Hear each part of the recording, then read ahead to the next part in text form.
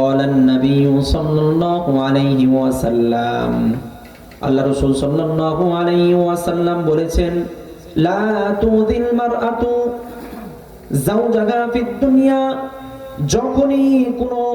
নারী তার স্বামীকে দুনিয়ার মধ্যে কষ্ট দেয়, ইল্লা ক্বালাত যাওজাতুহু মিনাল হুরিল আইন, তখনই জান্নাত থেকে জান্নাতি হুর তাকে বলে ওঠে, লা তুযিহি, তুমি তোমার স্বামীকে কষ্ট দিও না, কাতালাকিল্লাহ, আল্লাহ পাক রব্বুল আলামিন তোমাকে ধ্বংস করে দিক, ওয়া দাখিলুন ইনদাকা, সে তো তোমার নিকটে সামান্য সময়ের জন্য মেহমান হিসেবে এসেছে, ইউশিকু আন ইউফারিকাদ দুনিয়া,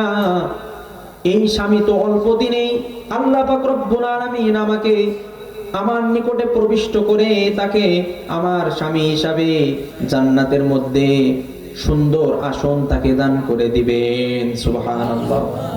অল্প সময়ের মধ্যে সে মৃত্যুবরণ করে আমার নিকটে চলে আসবে,